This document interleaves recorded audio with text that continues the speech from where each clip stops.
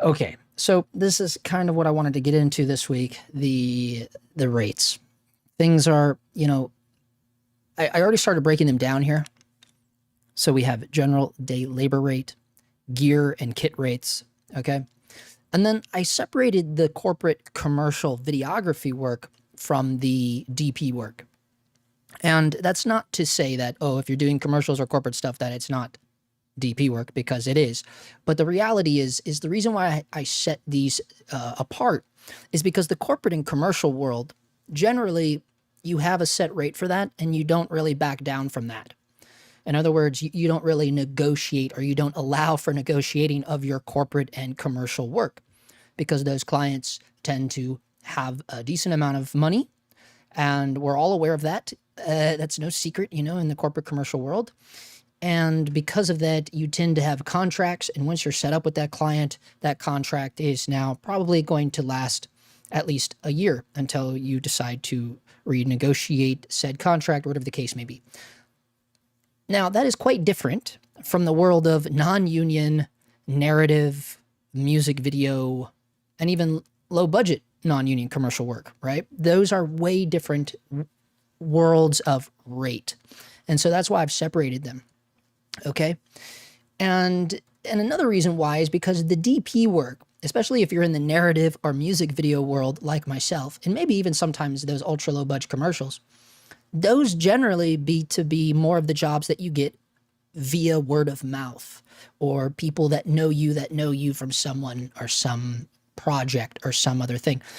And so this is another reason I've separated the categories, because usually this work is negotiated, and it's because it's in the narrative world, it's things that we hope that we can use that stuff for our website and our reels, right? For showcasing our talent or our work.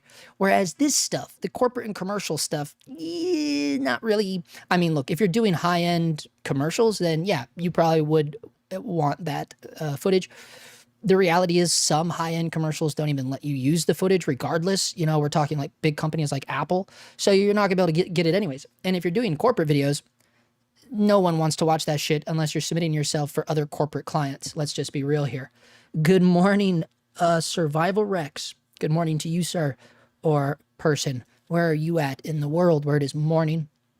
That is cool, though. Unfortunately, California is the last thing. We're the last to find out everything over here, because it's 7:05 p.m. Meanwhile, Survival Rex just woke up in the world of Mondays. So happy beginning of the work week for you, Survival Rex. We're just in here, and I'm breaking down the rates in terms of, I've separated them into two categories: corporate commercial videography versus DP work. And that's because in the world of what I consider true DP work, and I shouldn't say that. I take that back. That was wrong of me to say true DP work, because everybody's definitely doing true DP work in the corporate and commercial world as well, me included.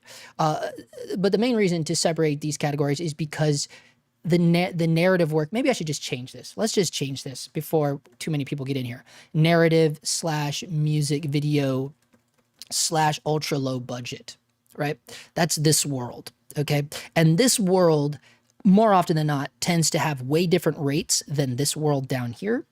And also, not only that, but this world up here tends to be things that we're excited to do, excited to get the work back on, to showcase ourselves, hopefully, if it all turned out well for you. It's just the more exciting stuff to do that we aspire to be doing over this shit. Now, I could be I could be talking in the minority here, because there are guys out there like the wandering DP, Mr. Patrick O'Sullivan, that much prefers doing commercials over narrative.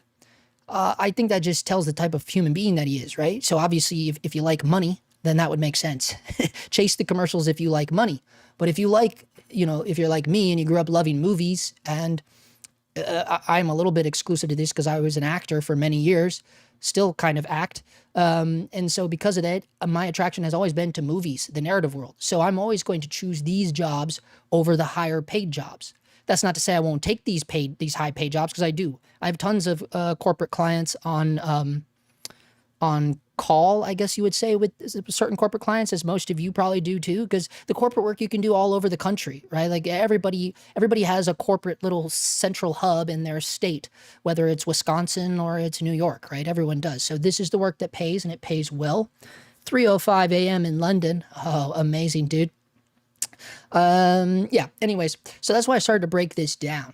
And then the reason why I thought this would be interesting to talk about is because on my Discord, we tend to get into some arguments over there, or maybe it's just me argumenting in my own brain, which is probably often the case. But regardless, I think what in the current climate of what's going on right now is that things are a little weird, at least for me here in my current position in Los Angeles. And things have kind of, you know, you go from doing like a job a week to doing like a job a month. And that's like, oh God, you know, that's now what happens is you get, when you have that much downtime, when you come up to the next month and you got that next job that you're trying to get, the problem is you go, well, I probably won't work again for another month. So let me try to be realistic about this rate that I'm about to submit, right? Because I think what happens in the current climate as well is we tend to discount our own work. We tend to discount our own talent even, or start being unfair to ourselves in terms of what we think we should charge, just because it's like, oh, people are hungry right now. Things aren't nearly as in abundance as they were 5 years ago. And so you also think of that and you go, oh man, let me just try to undercut everybody, right?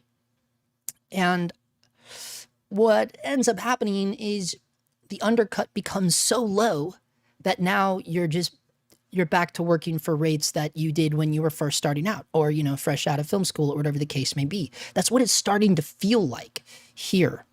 And I thought maybe we could just have a discussion about it, a little bit of a conversation about it, and see where everybody is living. Look, I don't expect people to come in here and start sharing their rates. I would never expect that. But what I would like to do is get a conversation going about the reality of rates and the reality of what you're charging for when you submit those rates. So for instance, when I just submitted for a job this past week, and I let the client know straight up in a very broken down paragraph, I guess you could call it, or whatever, a column of the email. I had it broken down in terms of like where the money was going, right? So I just don't give them a flat number and then go, yeah, that's for gear, labor, and whatever. No, like I let them know how much money is going to each category, how much money is going to just the labor of being the cinematographer or photographer of your project, and then breaking down beyond that of how much you're giving yourself every day. Now, look, maybe you don't want to do that, but I like to inform the client of that so they know where every penny is going to. How much are they paying for the kit? What is the kit? What are they paying extra for? Are they paying extra for something like a drone or something, or a specific, you know, a light that we need, or you know, whatever the case may be. And then yeah, that's a whole nother subject, right? The G&E gear is separate from the camera gear, right? It's very easy just to create a quick little column, and it's like, yeah, this seems a little, you know, unnecessary. Some people may argue. But I think it is so important to educate the clients about where their money is going, because otherwise they just get a flat rate and they go, geez, all they're seeing is a number, right? That's all they're going to see, and that's all they're going to walk away. They'll go, because at the end of the day, that is what they're taking away anyways. So it's good for them to know, like, for instance, if they get 6 emails and every email says just a flat rate number, and that's all the emails say, they're obviously just going to choose the one with the lowest number. What if the one email that stands out is the one that broke down where all their money is going to? It's almost like it's building this subconscious trust with the client, because rather than just giving them a number that you pulled out of ChatGPT or whatever you pulled it out of, now they go, oh, okay, this person is very serious about what they're going to be doing here, right? It just sends a different kind of message, right? But also I think that's important to do when the number may seem a little high, right? And this kind of ties in with some of the conversation I was having in my Discord recently, where it's like, yeah, people see the number that I give and they kind of laugh at it, or they think it's unrealistic. But the reality is, when you really start breaking down that number and you go, wait, look how many locations this is. Think about the price of gas right now. Think about the mileage to each of these locations. Think about the actual amount of hours you're going to be doing every day. Think about the kit that you're bringing. Think about the post-production side, because this particular job wanted post-production. So when all of this is included, you know, and then you start thinking about deliverables in terms of what that person is expecting as a deliverable, right? All these things start stacking up, right? So if you were just to give some random number, what could end up happening is you get the job because, wow, congratulations, you bid the lowest. But then you end up kicking yourself in the ass, realizing a week later that you totally ripped yourself off, right? And I think this is a disease that runs rampant in our freelancer industry as cinematographers, videographers, professional photographers, whatever image making part that you are in, maybe even if you're only in post-production. You get it, right? If you don't have a steady client, if you're not walking to a studio every day and they're paying you a weekly check, then you're freelance, right? You are a gigster, right? And to be a gigster is a very hard thing to master. It's very hard to do. It's even harder if you're someone like me that has a very low self-esteem. So what ends up happening when you have a low self-esteem? Well, you don't ever think that your work is that great anyways. So you're always going to be second guessing the rate that you're submitting if you're someone like me, which I do all the time, because I just do that. I'm always second guessing the number I give, and I know it's because I'm insecure, right? And that's a problem too. It's like, damn, how can you be a business owner when you have insecurities about your business, right? That's a big problem. The downside is I think that is common for quote unquote artists, right? And just because I hate using the word artist, but you know, that is a category of people that we belong in. And it's in, and you see that I'm so insecure, I can't even call myself an artist. This is what I'm talking about, right? So, but it's a category that we belong in, and it's a category that runs rampant with insecure people, right? I know so many talented people that are so afraid to even put projects out that they've worked on because they're so insecure about their work, but they're insanely talented human beings and they're real artists, and they just they'll just toil over something for so long that then they never end up releasing it to the world. So the world never gets to experience their art, right? It's a thing. You know, it's just one of those things. Mine's not that bad. Obviously, I have a friggin' YouTube channel, but I think that's because I spent nearly 2 decades being an actor. And when you're an actor, you really do form a weird kind of backbone because you have to. You're constantly exposing yourself to the world. It's a very vulnerable position to be an actor. So I give that credit, because if I hadn't done acting for 20 years, I would probably be insanely more insecure about anything and everything I do.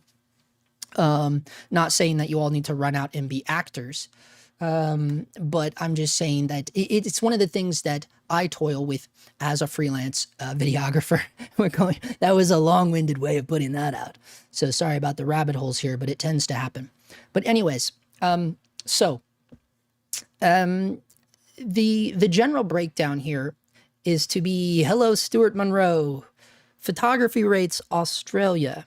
1 hour is $4.50, which includes 6 retouched images. 2 hour, wait. Why is 2 hours more than 1 hour? Oh, right. Sorry, that was a brain flub on me. Obviously, yes. 2 hours is $12.50 for 10 images. Half day is $18.50 for 15 images.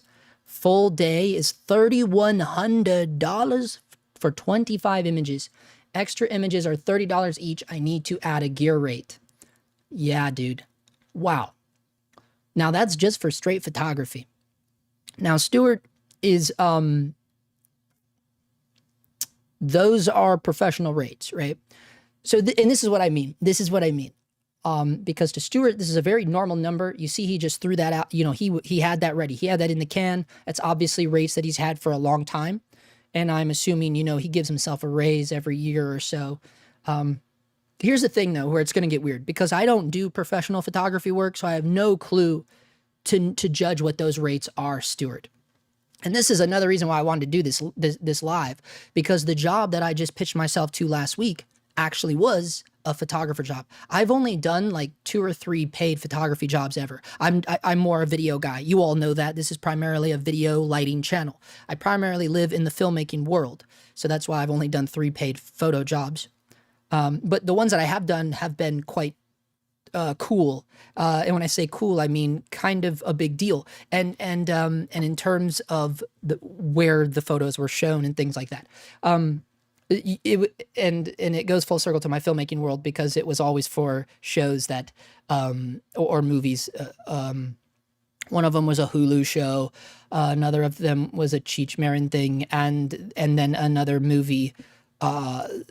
So that's it. This last thing, though, that I submitted for would have been my 4th photography gig, completely out of the blue, and it was a commercial thing, a commercial realty thing, so taking realtor pictures. And yeah, it was a bit of a scrimmage. I didn't know quite, and that's, I approached it like I would a video job. That's pretty much what I did. I approached it how I approach my video jobs, and I think about what I would charge for labor. I think what I would charge for my kit. I think about this particular thing was 32 different locations, because again, it was a realtor thing. So I had to factor in, standard gas mileage, which I do with all my clients, right? In the video world, because in the video world, I'm showing up with a van, a half-ton van package, a full camera package, half-ton in terms of G&E, and then a full camera package. You guys know how it is, right? And so obviously I'm going to charge mileage because it's a van, and that's a known acceptable thing to do. Certainly here in Los Angeles, everybody does it. And even on some bigger jobs, everybody gets mileage. That's just a thing. Everybody gets mileage on, if it's a real project. And depending on where the location is. Obviously, if it's all within LA, nobody's going to get mileage. But lots of things here tend to be further than LA, because if you want interesting shots in terms of exterior locations, you do have to venture beyond LA. Obviously, it's just like any other big city. Anyways, yeah, Stuart. So yeah, definitely 100%. You should need... I don't know if you meant that you needed to add your gear rate to the chat, or if you're saying that you need to add a gear rate in general, but I would agree with that. You should certainly have a gear rate. Now, I will say this: if your rate is $3,100 a day, and that's not with your gear, I would think you're doing exceptionally well. But again, I don't know the world of photography, and this is where, this is a thing that I don't know the world of professional photography. I just don't. When it comes to jobs. So it is important to see that. But I think what's interesting to point out here is that also, sorry, was I clipping out that whole time? I'm sorry if the audio is shit. You guys got to let me know if it's doing that. Anyways, what I was going to say, Stuart, I lost my train of thought now, unfortunately. I was going to say one thing to take note of is because that 3,100 includes his editing. So here in the chat, Stuart is doing a full day for 3,100, but he's delivering 25 edited photos. So that's the same as us. If we go do a video job and then I turn around and I give them a 60-second edit for their Reels or Instagram or TikTok or whatever the fuck they want to use it for, then that's about the same. Yeah, 3,100 is about the same in the video world when you think about the deliverables, the back end, right? Then that is very similar. So yeah, maybe it wasn't that wrong of me to approach that recent photo quote that I gave from my video mindset. Now thinking about that of the editing side of things. Anyways, Matt Stone says, "Don't be insecure, bro. You are a great man, great artist." Oh, Matt Stone, thank you for that. Yeah, I appreciate that, brother. Evening, bud. Evening, T.O. Manny's World in the house. And then Stuart, you said, yeah, I need to update it for video stuff now. Yeah, video is the gateway drug, isn't it? I feel like it's funny because I'm like backwards. Like most people start in photos and then they kind of migrate to the video realm. I guess I'm just burnt out on the video side of things.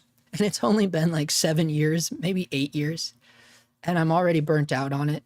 And I'm just like, photography just seems so much easier to me in terms of people you have to deal with. I feel like there's, and maybe it's just because I don't know how many people there are to deal with on big, huge photography jobs. But just thinking about some of the hellscapes I've been on in the narrative world, or some low budget music video, or even some of the low budget corporate stuff, is just generally filled with people that tend to annoy me, you know? And it's just like, I feel like in the photography world, you have less people to be up your ass. It just seems a little bit more freeing. There seems to be more liberty in doing photos than there is in doing video work. And I for one in particular really enjoy that, because the less people I have to interact with, the better my life will be. So I think that's why I'm going backwards, wanting to do photos. But that's not to say that I stopped doing video. I will always do video, because at the end of the day, I love it. I love movie making. I will always do a narrative. Look, and this is another reason why I separated narrative, music video, ultra low budget from corporate and commercial, is what I said at the very beginning before a lot of people got here, is like, the reality is that I am a movie lover. I'm a cinephile. And that's why I started acting many moons ago when I was a kid, because I just love the filmmaking world. So when someone approaches me and they have this little short film that they wrote, I always do it. I always end up doing it. And at the end of the day, you know, I try to get enough for me to survive, but I also just know, like, I'm going to do this thing because I'm in love with it. And even if I'm not in love with the script, I'll still do it, because I love helping people make movies and shit, because, you know, it's like, who can do that? You know what I mean? Essentially, we're just living in the makeup world. We're all living in a pretend world, and it's like, not everyone can do that. You know, like your UPS driver probably has fantasies about doing that. There's probably a lot of dentists, a lot of bankers, a lot of Wall Street guys. There's probably a lot of people out there in a 9 to 5 that do have fantasies about, man, I wish I could just live in pretend world again. And, you know, and that's really what movie making is. It's all you're doing is doing pretend shit. And that's why they take safety so seriously in the movie industry, because it's like, dude, we're all just out here acting like little children, you know, like people shouldn't be dying over this shit, you know? And it's crazy that happens. Now the flip side to that is, Hollywood is, here's the thing. When you get out of the ultra low budget, you know, the romantic filmmaking world that I'm talking about, and you start working with real Hollywood or real corporate clients, you know, people that, you know, have money, because there's no secret about it. Yeah, that's when you expect to get paid for the talent of what you're doing. Everybody that works in the film industry has a special service that they can provide to the industry, right? So the reality is, we're not just general laborers. We are skilled service workers.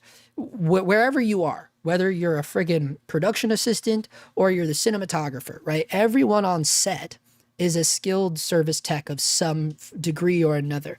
So when you think about that, yeah, you should think about that when you submit your rates, because you're doing a specialized service that not a lot of people can do. You know, that's just the reality of it. And why I include even the PAs in that is because they're part of the production staff. They're learning how to be producers. That's why you never talk shit to a PA. You treat PA like they're your best friend, because one day all of those PAs will be producers. I will put fucking money on it, you know. And everybody that's smart knows that. You know, don't treat the little guys like shit, because one day, and especially in this town, I can guarantee one day they will be in charge of telling you what to do. Right? That's just the reality of it. Unless you yourself are aspiring to be an executive producer. And then that takes a certain kind of human being as well, doesn't it? And if you're that kind of human being, chances are you don't watch my channel because I probably annoy the piss out of you.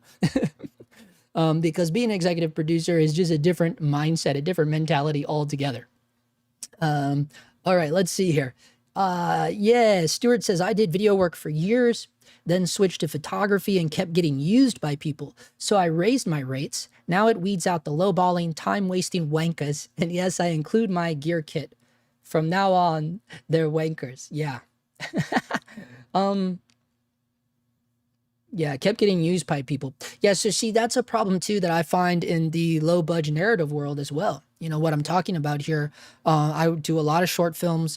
I do a lot of, actually, guys, I wish I would have done this long ago, you know, back in the Cam Mackey war when people were all talking shit about me.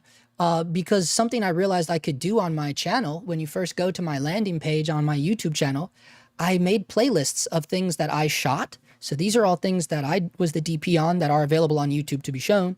And then I also made a playlist of all the things that I lit. So these are the things that I was the lighting designer on, or the gaffer. Okay, so these are all, except this one, Godfather of Harlem. I actually was the key grip on this. However, I will take the self-proclaimed credit, and you can verify this with the director, that I, according to the director, saved the day with the way we lit the TV effect. Anyways, so you just have to watch the music. That's an old Swiss Beats music video from Godfather of Harlem. Anyways, so I don't mean to do this to brag on myself, although it probably does look like that, but it's more of just to show that these are the kinds of things that I'm working on, right? These are, for the most part, even though some of these things went viral, but a lot of these are ultra low budget things, right? Let's be real here. This is all very low budget stuff, albeit, it's, this is probably some things that you people know. Anyways, but that gives you an idea of the scope of what I'm doing, right? Now, in the corporate world, yeah, I do have corporate clients. I've done shit for the LA Lakers. I've done shit. So in that aspect, that's a huge corporate client, right? But then I've done stuff for little smaller corporate clients, like this company called Bisco Industries. But I also done things for Activision, right? So there are different stages of corporate world. But the reality is, guys, I really don't, here's the thing. I do take into account the corporation that I'm about to go shoot for, right? So that's why I made a point to point out the smaller ones from the big ones. Just pulling out offhand the ones, and I've probably done way more corporate work than I've done the narrative work. Let's just be real here. But probably all of you have as well. That's just the nature of the beast. But I do think that it's important to have even separate rates for certain corporate clients, right? Because some of those corporate clients, for instance, Hewlett Packard, I did one for Hewlett Packard once. Yeah, I'm going to be very aware of the insane corporation that Hewlett Packard is versus, one of the smaller ones of like a mom and pop place that I've done. It's like, yeah, I'm obviously going to give different rates to that. The thing that I just submitted for last week was for a realty business. Now, here's the thing. This realty business may not be in Beverly Hills, but the reality is they own like 50 buildings in Los Angeles. So this is the thing we got into arguing with in my Discord a little bit. It's like, if you own 50 buildings, and not just like one buildings, I'm talking about entire apartment buildings. If you own 50 apartment buildings all throughout Los Angeles, all throughout LA, 50 apartment buildings, you know what I'm saying? Like, there's money there, right? Like, to think that there's not money there, that is not the right way of thinking, is the way I'll put it, right? There is money there, right? Rent in Los Angeles is pretty damn high. You know what I'm saying? And obviously I know there's cost to having buildings and shit. I'm not an idiot, but we're talking about 50 plus buildings. You know what I mean? So I just bring that up because those things should be taken into account when you're writing up that quote, right? And now some of you might go, well, I don't know if that's fair, Justin, because, you should always just recharge. The reality is, for clients that aren't for clients that aren't Hewlett Packard, for clients that are not Apple and Activision and these huge, the LA Lakers, clients that aren't those companies, I'm already going to give a deal to. That's all I'm saying. And that's why I bring up the narrative music video world, because all of those people I give a deal to. Why? Because I know they need it, right? They're the ones that are negotiating anyways, right? Because this is a different universe. The narrative music video ultra low budget world is a different universe from corporate and commercial clients, right? So I don't look at it as, I'm ripping them off because I know they got money and I can take advantage of them. No.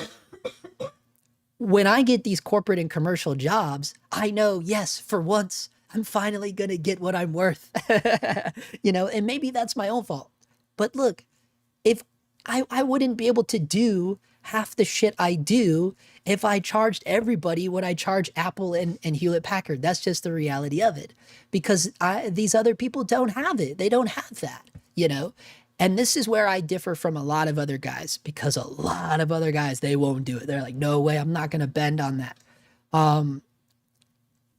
But I guess that boils down to, what part of the universe do you want to be in? Do you want to be in the narrative world, or do you want to be in the corporate commercial world? Now, the one place where this separates me from the really good guys is that the reality is, a lot of people, they just work, corporate commercial. They occasionally jump out when they're really slow, and they'll fucking do a short film for free. Half these guys will. But they primarily live in this commercial world, not even corporate. Corporate's like for, no. Like, I'm talking about guys that are full-time commercial DPs. Maybe even some of them are full-time music video DPs, the really big music videos. But nowadays, music videos don't pay shit. Music videos don't pay shit. They haven't paid shit for 10 years. Right? And I've worked on some big music videos, and I've worked on some small music videos. Anybody I talk to, people I talk to, guys that I know that have been working in the industry since Titanic, they all will tell you music videos don't pay shit. So people don't even, the people that are really on this strong track record, all they're doing is big commercials, right? They're only doing commercials and union commercials, right? Those are the guys that one day will just get brought in to start shooting some big fucking Marvel movie or something, right? That's just the reality of it. Now, that's not going to happen all the time either, but that does happen, right? Because these are names that get known. If they aren't already pulled from the movie making world, if they're doing badass commercials that are fucking killing it in the Super Bowl and they're not already shooting movies, I can guarantee those motherfuckers are going to be shooting movies, right? That's just the reality of how it goes. But if you're a little guy like me, you're not doing that. You're not even working on non-union, or you're not even working on union commercials. You're working on non-union commercials, which is a whole different fucking Wild West, right? Anyways, so all of these things need to be labeled accordingly. Now, here's the thing too. When you get into this narrative world, this ultra low budget world, this music video world, it's like, well, what do you charge then? Well, this is the thing. You have to have a bare minimum, right? And this is going to vary for everybody, but you have to have a bare minimum of like, okay, what am I really willing to sacrifice my back, my eyes, my sense of tranquility, you know, like how much is it going to take to sacrifice all of this? You know, you got to have a bare minimum. Me, I'll be honest with you guys, my bare minimum is low AF. It's low, dude. Depending on what it is.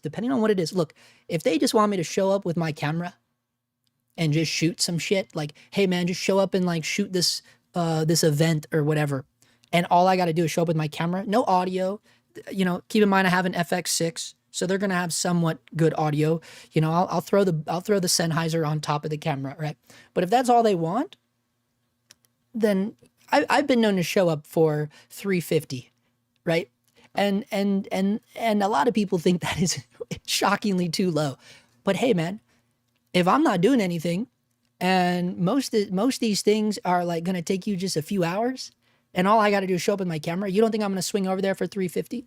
Now, here's the thing. I don't tell anybody this except just now. But let's be real, my clients aren't going to watch a fucking 2-hour live stream, right? If they are, then I don't know, that's cool. But the reality is like, I never tell people, you know, it's like gambling at the casino, right? You don't tell people what your fucking bottom line is, but you have to know that for yourself, right? And so because of that, I've never actually, I can't remember the last time that I had to do a job for that low, because they usually always offer more than that, you know, because let's be real, $350 is low as fuck, and most people understand that nowadays. But here's the difference though. As soon as it goes beyond just me and a camera, well, now things are going to change. If a script is involved, well, you know things are going to change, right? Like, because all of that adds more layers of stress and hard work versus like, just come shoot this thing that doesn't have a script. And I'm specifically talking about live events, right? When I say come shoot a thing, I just mean like, that means a live event. Because I know a lot of people use that same vernacular or that same phrase, come shoot this thing, and it's a fucking 40-page short film. Like, no, that is not what I'm talking about, right? Like that is going to be way more than $350 a day, right? But the reality is you should have a bare minimum, right? That's all I mean to say. And some people's bare minimum is not going to be that low. You know what? I'll be honest with you guys. There was a while there. Where I didn't drop my bare minimum below 500, and I was doing a lot of jobs for 500 because people were offering even lower than that. And I was like, nah, I'm sorry, man. I have a bare minimum of 500. Even just me and my camera. That used to be a thing with me. But lately, and again, I think it's because of reflection of the climate, the current climate, I'm just like, nah, all right, I'll kick it for 350. If it's literally just me showing up and shooting some dogs on a stage or whatever the case may be, so it's different, but it's going to be different for all of you, but seriously, as soon as it becomes a real thing, everything starts changing then, right? And that's when you find out like, oh, you need a light. Oh, wait, you need one light? Oh, okay, we need to go back to the drawing board. Like seriously, that's how serious I am. If it's one light, I will, or it's like we need lavs, or we actually have this 5-page script, or you find out that they're casting, or you find out that they're getting a location. All these things that say, wait, this is a real thing. Okay, no, I'm not gonna fucking give you the fucking show up rate. You know what I mean? Like this is a real thing now. So you obviously got to be smart about it and get more details about it. But I just say all that to clarify myself, to add some clarity there. Anyways, Tim here, AC in the Midwest market, $750 day rate, $900 to $1,000 to cam op. That's without a kit fee. We've been getting an uptick in production here. Had a couple Hulu productions this year, a lot of commercial. Cheaper to live out here too. The market plays a big part in making your rates. Yeah. So Tim, that is similar, right? So I've never AC'd, but I've camera op shows, and $750 is the day rate for a camera operator. Yours are a little higher. I just saw that now. $900 to $1,000. Union, maybe? Because camera ops out here, I don't know, man. $750 I feel like is the norm, but I'm non-union though. That's a non-union rate for camera ops, $750. If that's non-union for you, damn, then I'm undercutting myself everywhere. But I mean, I'm thinking it's been a few years now, but even for a discovery show that I did, that was only $650 for ACAM. $650 for ACAM. Now that was about 4 years ago now. I think that was 2021, maybe 2022. Yeah, only $650. But here's the difference. I got $650 for the labor, and then obviously I was able to get my red on the show. I ended up getting my kit fee almost was as much as my labor rate on that particular job. Now speaking of that, when we're talking about this is a prime example of why you should be S Corp, right? If you're an S Corp or an LLC, whichever. And at the time I was only LLC, but because of the show, I ended up turning my LLC into an S Corp. So now I'm kind of both, right? And that was actually that discovery show that did this, because this is when I found out that they won't rent gear from me and let me put it on. That's why they wouldn't rent the gear from my LLC, right? And the reason why they had to rent the gear from my LLC is obviously for person, like obviously the show is insured, but another reason why I didn't want them to put it on my labor is because the labor is taxed, and I was not S Corp yet, right? So this is why if you're an S Corp, you can submit a W-9 versus a W-2, and then you can tax yourself. So you can be, a little bit, it's just better for tax season if you're an S Corp. But if you're also an LLC, then they can they can't rent your gear. That's what it was. They could not rent my gear because of the LLC, because the show, the Discovery show, has their own LLC lawyers, and it's this weird fucking corporate jargon bullshit where LLCs don't want to hire other LLCs.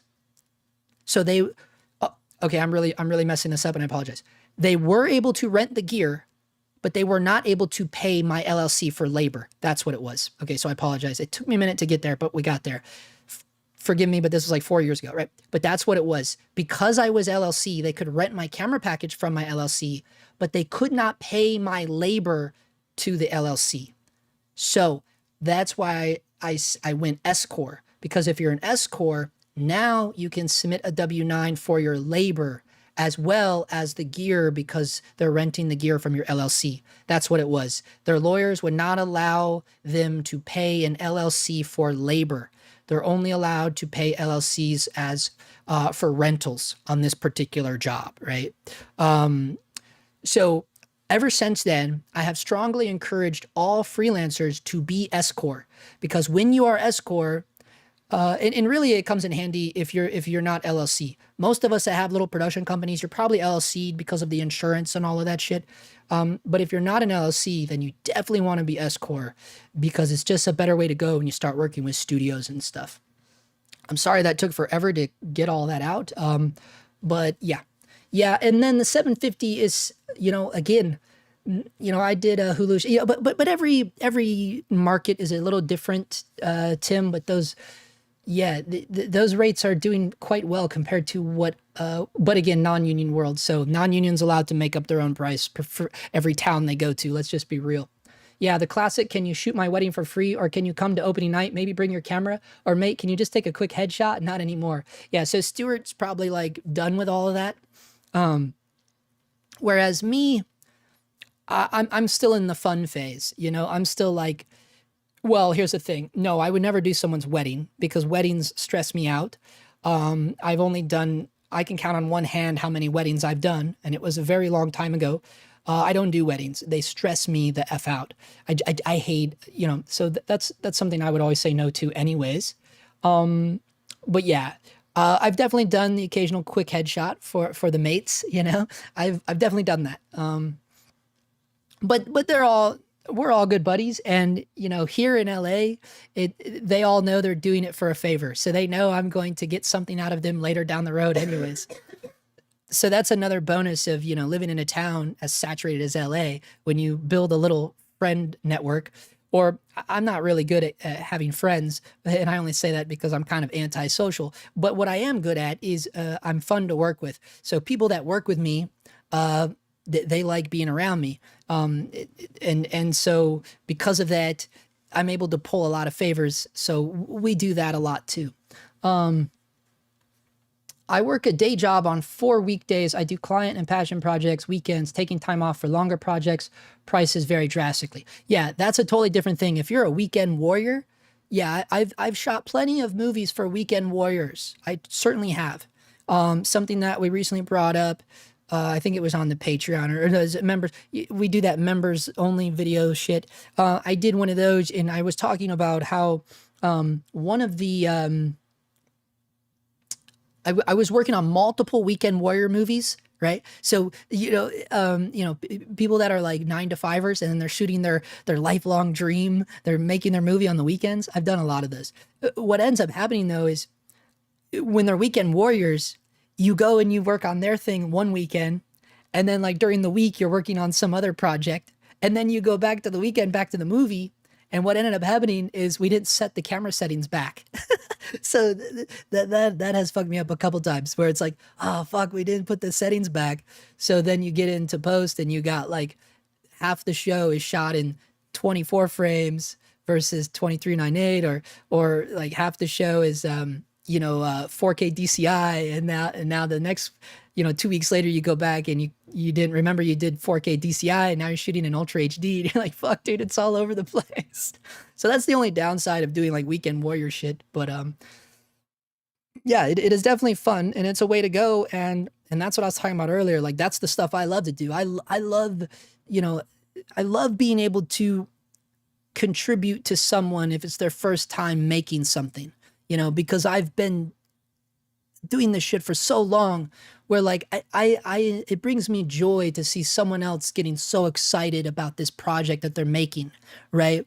And there's something exhilarating of being around that, where people are like, yeah, dude, we're doing this thing, and it is exciting.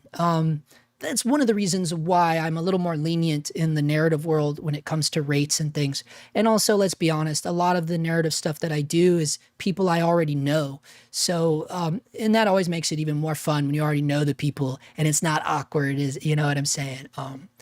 But again, maybe I can imagine that in smaller towns or villages, that's not really happening out there, and that might be the only real bonus of living in somewhere like Los Angeles, is where it's like there's just an abundance of people that just want to create nonstop.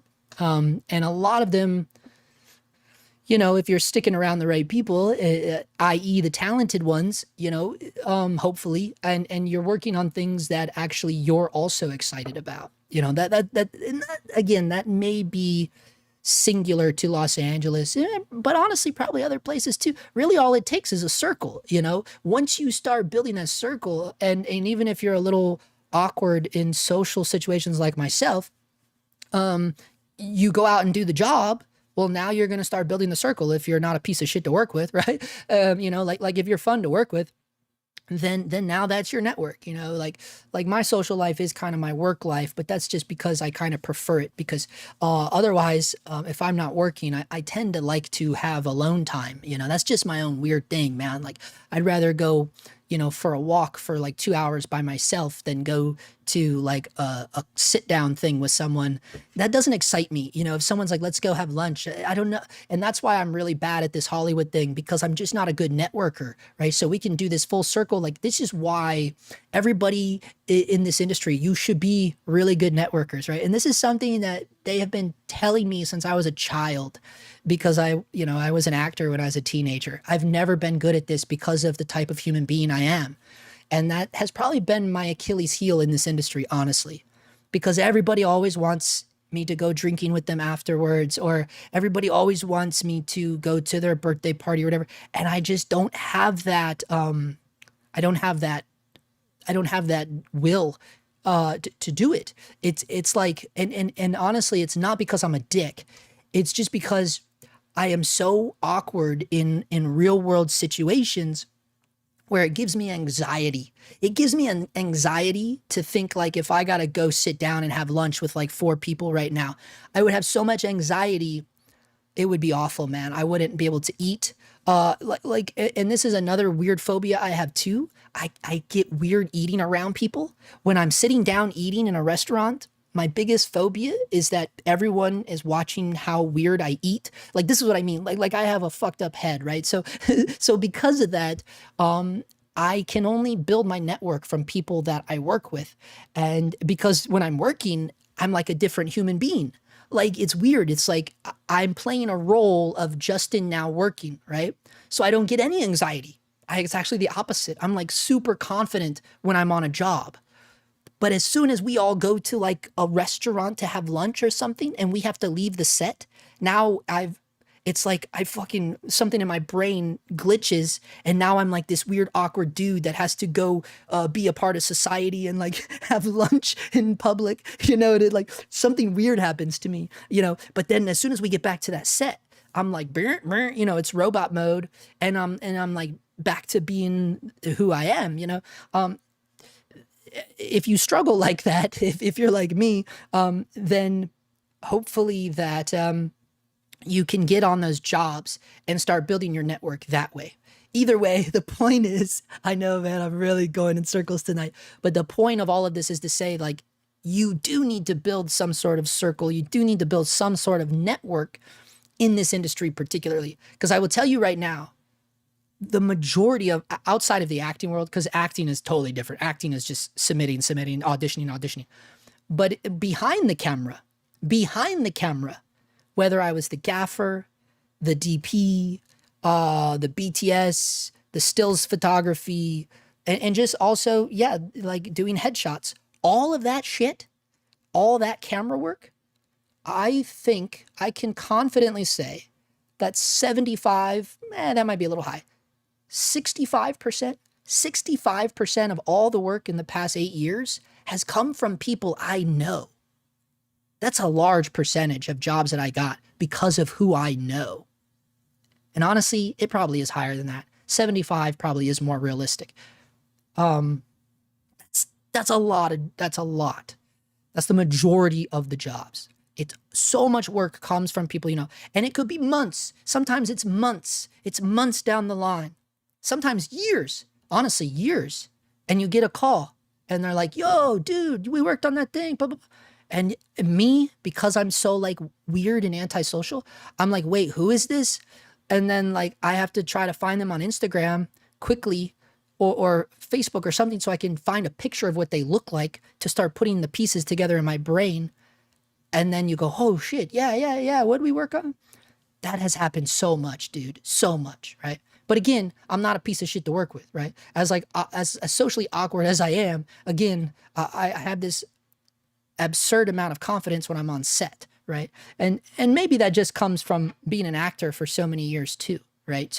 So being on set is probably like my home base when you're like fucked up, anxiety ridden person like I am, right? Like, you know, like you've been acting since you're a teenager and then you're like, I feel weird unless I'm on set. You know, it's like one of those weird things where you're like, that's safe, that's home, you know? Maybe that's something to do with it. I don't know. The point is build a network, right? It's super important. Holy shit, dude. Is anybody still here? Let's see. I work, going on 2 years with a corporate client who keeps hiring me, sending me on travel trips. I swallow some of the rental rates because they keep hiring me. I feel it keeps the relationship going. Oh, 100%, dude. I've done so many jobs where, yeah, exactly, where there is no kit fee. No kit fee. I've done so many, especially, I mean, mainly in the narrative world, let's be real. Pretty much only in the narrative world that happens. For me particularly, where I'm like, yeah, dude, I'll just waive the kit fee. No kit fee. Fucking, I'll show up with fucking half-ton G&E shit. I don't care, dude. Like, let's just go do it, you know? I can't really say that about corporate or music videos. I've never given them kit for free, ever, ever, ever. I just haven't. Just because, like, it's never, no. I wouldn't even let them entertain that. So maybe that's the difference there. I'm curious, Justin, if you do half-day rates anymore. I'm seeing many just not do that anymore. Well, yeah, I think I kind of answered that earlier when I said I'd just show up for $350 if it's, but here's the reality. Like, beyond just like showing, you know, shooting a dog show or something. Like, the reality is there's no, here's my belief on this. There is no such thing as a half-day rate. Half-day rates are dead. In my opinion, there never has been a thing. Now, I'm coming from the acting world, right? And specifically the union acting world, okay? What I know of from being a SAG actor since like 2011, what I know of is there is no such thing as a half-day rate, my friends, because I have shown up on set, okay? And, oh, something happened with the costuming. We need you to come back tomorrow. This has literally happened, by the way. And I still got paid for a full 8-hour day because they fucked up, right? And the reality is the day is still ruined, right? And people say, well, you showed up and then they sent you home. It doesn't matter. I had that whole day planned out for that, right? It's not like you had other shit scheduled because you could predict the future and know that that job was going to cancel or only be a half day, right? That's not real. The day has already been ruined. As soon as the thing is booked, that day is dedicated to that thing, right? So I've never believed in half-day rates ever. And this ties in with like what I was talking about earlier about educating the client. I always tell clients that there is no such thing as a half-day rate because there's not, right? So you're either going to sit here and negotiate a low rate because you're going to try to convince me that it's only going to be a half day. And here's the thing too. Everybody's idea of a half day is wrong, right? Let's just get that out in the air right now. Everybody's idea of a half day is wrong. And the reason is because everybody has a different idea of what a full day is, right? For instance, me coming from the union world, 8 hours is the full day. Well, if you're in the non-union world, and this was really hard for me to get used to when I started shooting, doing cinematography work, it took me forever to figure this out because the jobs that I started doing back in 2017 behind camera were 12-hour days with no overtime. And I'm sitting here going, whoa, this is fucking illegal. You know what I mean? Like, what's going on here, right? So if you think of those guys, well, then what do they think a half-day rate is going to be? They're thinking a half day is going to be 6 hours. Where the world I come from, a half day is only 4 hours. Sometimes 1 hour, right? Like, depending on the circumstances, right? So the point is there is no half day. There's no such thing as a half day. There's just not, right? So I've never done that. And here's the thing too, and this is really true in terms of ultra low budget world. In the reality of the hours you're going to be there, yeah, you're never there for a half day. Again, no such thing as a half day, right? Like never, right? There is no low budget thing that I've ever been on where they go, yeah, it's only going to be a few hours. It's never that. Not even on my own shit. Not even on my own shit. When I go, yeah, I'm so honest about it to myself and with others. And I've gotten so good at predicting how long a day will take. Certainly if I'm the one being the cinematographer on it, I've gotten really good at predicting the days, right? And when I tell people this stuff, the client, the future client or whatever, or I'm already on the job and I'm telling the director how long something will realistically take, they think I'm crazy. They're like, no, it's not going to take that long. And then we get there. And what do you know? It took that fucking long, man. Because here's the thing, a lot of people don't realize you're not even going to get that first shot off until nearly 2 hours in. From the time your wheels touch that parking lot and from the time to the time you press record, it's going to be 2 hours. I can guarantee it's going to be 2 hours if you're setting shit up. And certainly if you've never worked with these people before, everybody's got to shake the hands and do the social shit, right? Again, I'm antisocial. Everybody's got to say hello and meet everybody. You got to do the meet and greet. Well, fuck, that's 15, 20 minutes right there. You got to load the shit out. You gotta walk around. Sometimes on some of this shit, you don't even, certainly in the corporate world, you don't even know where the fuck room you're shooting in. So now you gotta walk around doing that. You gotta set all the bullshit up. You gotta, if you're lucky to have a little G&E team, you gotta talk with them. You're setting them up. You got your little camera team. You're setting that up. Before you know it, you're an hour and a half in and you haven't even hit record yet. And people think I'm crazy. I've never been on a job where it was wrong. Right? I've never been on a job where I was wrong about those predictions, right?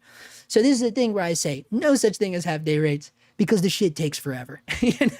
And even if it didn't take forever, it doesn't matter. It doesn't matter. There's no such thing as a half day rate because your day is already ruined. As soon as you book a thing on that calendar, that day is gone. You showed up, that day is gone. I don't care if you're 1 hour or 9 hours, the day is gone. Because now everything, it's like, well, no, Justin, you could still go to Disneyland. Yeah, maybe, but you didn't plan on doing that, did you? You know what I'm saying? Like, you're doing spontaneous shit now, Either way, I do not believe in half-day rates. It drives me crazy.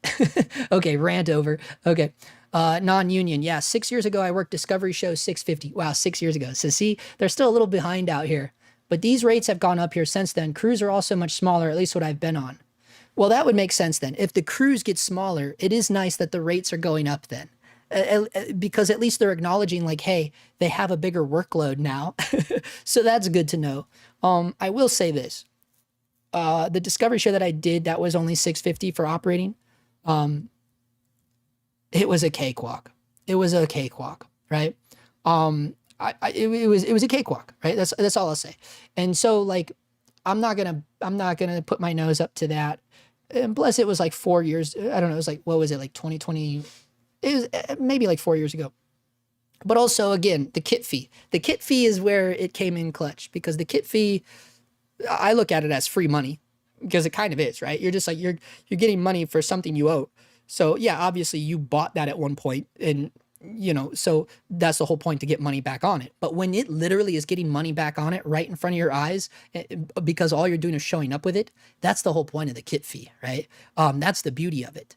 And that's why I've never been a big fan of renting out my camera equipment, because I'm like, no, if I got a job, right, that camera is going to help me bump my rate a little bit, right? So like, like if I don't have that camera, if it's out on a rental, when I get called for a job, now I'm screwed. I've screwed myself. Now I got to shoot on whatever they want to go get or whatever. You've screwed yourself out of the kit rate, right? So my rentals are kind of baked into my jobs, Now if you have a really expensive camera, then obviously it would make sense that you have to rent it out to get your money back on it, right? I mean, unless you're just shooting a lot, right? Like for instance, if you bought an Alexa Mini, and you're only doing like 2 jobs a month, well, yeah, I hope you're renting that thing out, because otherwise that's a loss, right? Anyways, here we go. The Manny's World, T.O. Manny's World. I shoot small format 8mm. Oh yeah, Super 8. I got my Super 8 back here, bro. Oh yeah, dude. We play a little around that. I've never been paid to shoot on this though, but I don't know if I could do that to someone. Anyways, but I have heard that they're super popular at weddings, which makes sense. I could see wedding guys getting big into Super 8. Anyways, just had a shoot in San Francisco this May, 2 days for a documentary segment. We paid $1,500, including kit fee. They also paid for travel and stay. Yeah, dude. Yeah, that's a good one. Let's see, 2 days? Yeah, that's a little lower than I would expect. But at the same time, hey, dude, trip to San Fran, shoot on Super 8. I would do it too, as long as they paid for the film, which I am including. Oh, the 1,500 included the kit fee? 1,500 included the kit fee? I guess if it's just a Super 8, but honestly, I hope they bought the film, because that is definitely not enough money if they did not buy the film. So I'm imagining they bought the film. But yeah, dude, I would do that too, as long as they bought the film. Okay, let's see. So you give your rich clients waves on fees, but make your less wealthy clients pay more fees? What sense does that make? That's not what I said, Kairos MMA. You got it backwards, bro. You got hit in the head too much as an MMA guy. That's not what I said. I didn't say I give my rich clients waves on fees. How do you get that? You think the people I work with doing narrative and music videos are rich? You heard something backwards, my friend, or else I confused you. That's not what I said at all. In fact, I said the opposite. I said the corporate and commercial world I charge more for. I don't know what's wrong with your listening skills, but that's what I said. Faustia man, amen. 2 hours goes by like nothing. Hell yeah, it does. Yep, 2 hours for setup before you even roll. Yes, thank you. I'm not alone in that.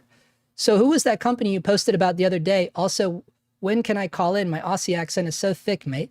Yeah, oh, I forgot. I was supposed to do research on that. Thank you for reminding me, Stuart. I forgot I was going to do research on call-ins. Yes. Okay. I have to write this down. I have to write this. I'm just going to write it right here. Research for call-in. I keep forgetting. It was a couple live streams ago. For those of you who don't know what we're talking about, we were going to set it up. I got to figure out how to do it, where people can call in and you guys can call in and we can have conversations. Anyways, kit fee, best fee. Yeah, dude, 100%. Wilson Art and Video, what up? How do you decide your kit rate percentage-wise? Someone told me 3 to 5% of what it costs you to buy. I mean, that's one way of doing it. That is one way of doing it. There was a system for this. At one time, I was, here's the thing. I would call that nickel and diming the kit fee, right? Which don't get me wrong, on the Discovery Show it was. On the Discovery Show, I charged them a certain amount for the camera. I charged them a certain amount for my Easy Rig even. I even got a kit fee on the Easy Rig. I charged them a certain amount for my AKS, you know, your little AKS Pelican. And then I think the battery kit. I had a separate a fee for the battery kit too. But that's a Discovery Show, right? Again, MMA, whoever you are, pay in mind now, pay attention here. Okay, the people getting these fees are the Discovery Channel. Those are not my friends. Although maybe that would be cool, but probably not. I don't know who wants to be friends with corporate people. But they have the money. Anyways, they're the ones I'm hitting with the fees for the person that was confused earlier in the chat. But that is one way of doing it. Like, yeah, 3 to 5% of the rental fee. Another thing is, you know, I kind of do the lazy route and I just look up on ShareGrid. So I see because honestly, guys, ShareGrid has, the sad thing is, this is sad because Wood and Nickel just recently went out of business. Wood and Nickel went out of business. And what was the other one that went out of business? There was a really big one that went out of business. I know Wood and Nickel is like one of the biggest, was one of the biggest rental houses here in LA. But there was another one that went out of business even before that, a really big one, like a Hollywood one. But also, that's fucked up of me to say because Wood and Nickel did rent a lot to big Hollywood productions. But it was just, the other one was like more of a traditional cliche one. Anyways, they're being pushed out of business because ShareGrid has dominated the rental market here in Los Angeles. ShareGrid has become huge here, right? So it is kind of the standard now. So that's what I've always done. I just go and look on ShareGrid and see what the deal is, you know, what people are renting kits for and what those kits consist of. You know what I mean? Because other shit, you know, outside of cameras and lenses, I rent stuff all the time. My Astera stuff, the Astera bulbs get rented all the time. And I think I only get like $40 a pop for those. You know, the little kit, it's a little briefcase with the Astera bulbs and the remote and all the shit in it. It's only like $40 a pop. It's like, it's not a lot, you know. And that's the downside of being in a saturated area as well. You know, if you're in a saturated area like LA, some of the shit's not even worth renting because you're like, fuck, dude. After the insurance fees and everything, what do you get? Like $15? You're like, it's not even worth it, dude. If something happens to it or something, I mean, obviously it's insured, but still, then you gotta, you know, even if it is insured, then you're out of that equipment for a couple weeks. You're like, fuck, you know what I mean? It's like some shit's not even worth renting in this saturated of a market. If you're in like a little village or something, you're the only one with all the stuff. Well, you're bankrolling it up, you know? But that's what I do. I just kind of go by the standard and then I try to undercut a little bit, but I also try to be realistic too. Like, again, I don't want to rip myself off, you know? And again, I take into account who the client is. MMA, listen up. Whoever the person in the chat named MMA, they just totally heard everything completely opposite. It's crazy to me. Anyways, we need an extra FX9 for a Hulu comedy special. And the guy we called said yes, but only if he can op. That's the way to do it. You always come with the kit. Yeah. Well, that was a strong move. That was a strong move. And you know what? I'm kind of jealous of that. I wish I would have said that about 3 or 4 months ago when a good buddy of mine called me up about wanting to rent my FX6. And I wish I could have said, I wish I would have had the wisdom to say that. Yeah, dude, if I can camera op, yeah. But on that job, I know that wouldn't have happened because I offered to do something else just so I could be there with my camera. And it didn't happen. They didn't even end up renting my camera. So that's probably a situation where that wouldn't have worked out for me anyways. But that's really good. See, like my brain didn't work like that. Instead, I went, is there something else I can do on set? You know, like I didn't even think about offering to operate my own camera. That's hilarious. You know, because that's not the way it was approached. You know, he approached me as if like, yo, can we rent your camera? And then I'm like, oh, okay, yeah, there's nothing on set I can do, you know? And maybe like in a weird, nonchalant way, I was kind of suggesting I camera op, but in my brain, like that's not what I was actually thinking of, or else I would have just said, yo, can as long as I camera op it. But that's a really smart move. That's super smart. Now, see, on the Discovery show, it was opposite. I knew the DP, or vice versa, the DP knew me, however you want to look at it. And he contacted me. And again, this is what we do. We all do this here. We all try to get our friends jobs. Like that's what we do. And so because I knew the DP, he called me up and the show was already shooting on Red. He knew I had the Komodo and he's like, yo, you want a camera op on the show? And I can get your camera on as well, you and your camera. And I was like, dope. Yeah, let's do it. You know, again, a job that I only got because of who I know. All the big jobs, that was a Discovery show, the Janice Ian documentary, the Cheech Marin show.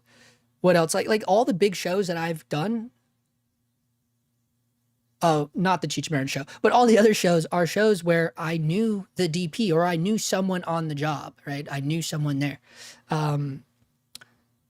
There are those occasional ones though where it was a random hire. But I will say this, when those random hires happen, because again, I'm not a piece of shit to work with, those people, I've worked with them over and over and over. So it turns into, yeah, that's a job I got from a producer I know. Why? Because, oh, that producer blind hired me.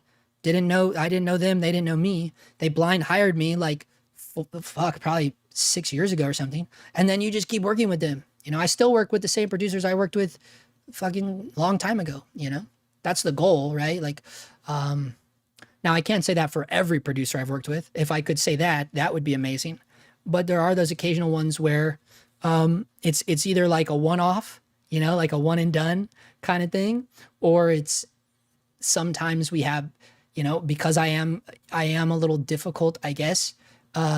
Sometimes bridges are burnt. You know, go figure, you know, but a lot of the times when bridges get burnt with me, it's because of this rate shit. It's because of issues with things like net 30s and net 60s and net 90s. When people start fucking with my money, and not just my money, but my crew money, right? So like I say, like when I get jobs, I bring my friends on. That's what we all do here in LA. We bring who we know onto the jobs. So for instance, if I get hired to be a gaffer on something, I'm gonna start going down the list of my guys. Who's available? I bring all my guys with me, right? And some of those jobs end up, and it's so sad too, because sometimes they start out really good. The pay comes immediately. Nobody's being weird about payment. And then every now and then you get the occasional job where they start getting weird about the payment. And then it's like, bro, I not only dislike that because of just like, yo, you can't fuck with my money, but it's also like, dude, I'm thinking about my crew. I'm thinking about the people I brought onto this job, right? So I'm thinking like, fuck, now they're not just fucking with my money, they're fucking with my entire crew's money, right? And my crew is now looking at me like, bro, what's this fucking job you brought us onto, bro? You know what I mean? And it's like, God, I hate all of that, right? And so when things get like that, that's usually when bridges get burnt with me, right? I mean, almost every time, if a bridge is burnt with me from a job, it's because someone fucked around with the money, right? And that's just something that I don't tolerate. Certainly that was another thing. Coming from the union world, this net 30 thing it took me so long to accept that because it's really popular in the low budget world. And it's something that I just do not tolerate. And this is something that I've been telling people for a really long time. Like, you are a business. If you're LLC, if you're S Corp, even if you're not any of those things, you are a business, right? So it's like, you can dictate how and when you get paid. That's just the reality of it. So a lot of clients, I went through a very long period where I would just be, and it's very rampant in the corporate world. Again, the universe that has the most money, go figure, listen up MMA, because you have he has a hearing problem, right? I'm sorry. I don't mean to keep throwing him under the bus. But in the corporate world, in the corporate world, they have the money, right? And they're the ones that want to push this net 30. They're the ones that want to, some of them do net 90. It's crazy, right? And it took me a long time to accept those jobs, because for the longest time I would just tell them, no, I'm sorry, I don't do that, right? Well, what do you think ends up happening? Well, I'm not booking any corporate jobs, am I? Because I'm refusing to play the game. But again, it was a game that I was not used to playing, right? So eventually I started playing the game. Well, then what ends up happening is I hold them to that, right? So if we're working on a net 30, then damn it, man, when it gets to that 30th day, I expect that money to be in my bank account. Not, hey, we're processing it. Not, hey, it's being mailed. No. The 30-day mark is up, okay? So in the world of mafiosos, right, they're not going to play that shit either, right? It's like, or in the world of, let's be more realistic. Let's say you have a car in the shop, right? Your car has been in the shop. Do you think you're going to go to the mechanic and go, hey, man, wow, you did $5,000 worth of work? Wow, thank you so much. Okay, this is what I'm going to do. I'm going to take my car because, I got to drive to work and I got shit to do, and it's my car. So I'm going to take the car that you've done all the work on, and I'm going to pay you in a month from now. How does that sound? That's fucked up. That would never happen. You would not get your car. Your car would be locked up in the shop until you paid in full, right? So that's been my biggest beef, because this happened on the Beyonce Lemonade music video. And now this is something I found out because of people I know. This is a public thing that has come to be known. On the Beyonce Lemonade music video, that music video was out. Beyonce was making money off of it. They were monetizing the video on YouTube and wherever else they monetized the video. It was playing everywhere. And yet the entire crew had not been paid. Why? Well, because the Beyonce music video, Lemonade, Beyonce's fucking Lemonade video was a net 90. And all of these people, allegedly, this is public information, okay? Allegedly, these people had not been paid in 90 days. And the music video, obviously, they rushed to put those things out. It was already being monetized. They were making money off of it. And the crew that helped create that music video had not been paid. That is something that I have a big problem with, right? Because what world, in what universe would that ever happen in? Could you get your wedding cake without it being paid in full? Could you get your car out of the shop without it being paid in full? No. The only world that might work in is hospitals, because nobody has American hospitals, right? American hospitals, it's like, we'll see if I pay that, right?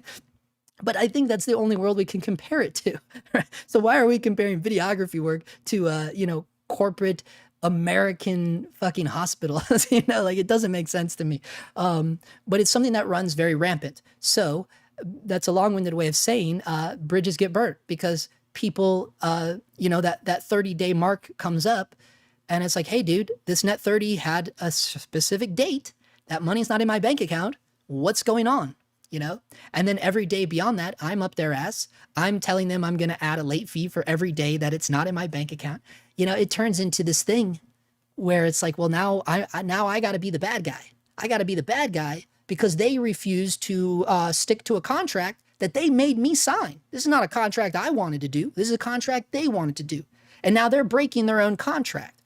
That's illegal, right? I have a problem with that, right? But this is stuff that us corporate commercial filmmakers, we let this shit slide every day. And I think it's bullshit.